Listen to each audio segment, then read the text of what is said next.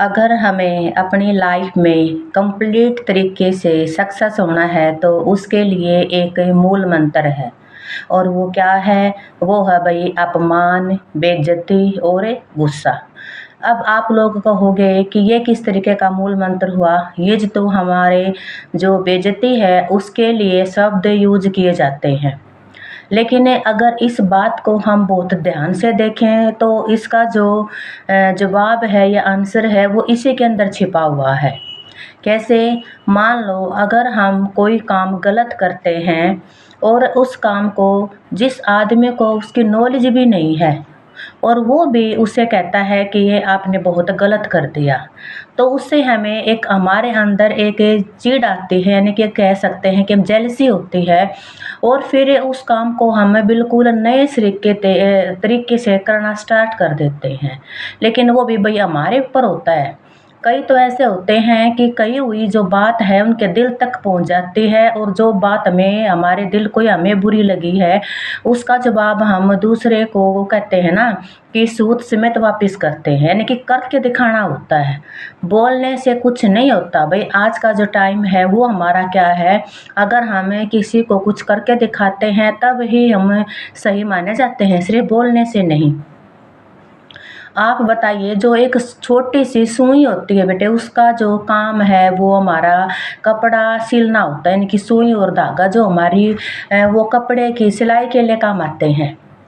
लेकिन कई बार वही जो सुई होती है वो हमारे हाथों में इतने बुरे तरीके से, यानी कि इतना गहरा जख्म कर देती है जिसको कि हम बहुत दिनों तक भी वो कह सकते हैं कि उसमें पेन रहता, दर्द रहता है। ऐसा क्यों है? क्योंकि भाई उस सुई के दो पक्ष हैं, एक है पॉजिटिव और दूसरा है नेगेटिव।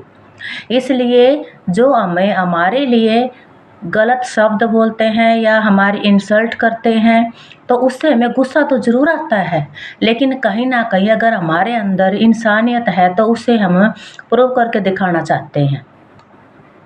ठीक वैसे ही जैसे भाई हमारा जो जहाज होता है, यानी कि उसका काम होता है आकाश में बादलों को चीरते हुए बहुत ऊंची उड़ान भरना। लेकिन अगर वही जहाज नीचे एक साइड अपने एयरपोर्ट पे या समुद्री जहाज समुद्र के किनारे खड़ा रहेगा तो भाई उसकी तो इम्पोर्टेंस है ना वो बिल्कुल जीरो है, यानी कि ख़त्म हो जाती है।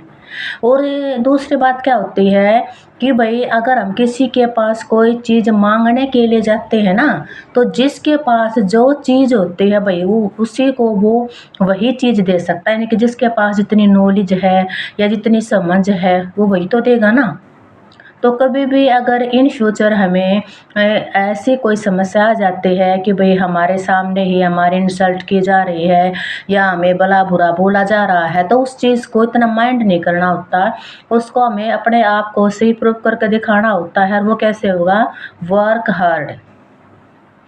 ठीक है, यानी कि काम इतनी मेहनत से करो कि हमारा काम बोले, हमें बताने की या बोलने की ज़रूरत ही ना पड़े। तो ये हमारी कई चीज़ें होती हैं जो हमारी लाइफ में एक कह सकते हैं रूल रेगुलेशन का काम करती हैं, और जिनके लिए हम सही तरीके से अगर अपनाएं तो वो हमारे अंदर क्लैरिटी भी आ जाती है।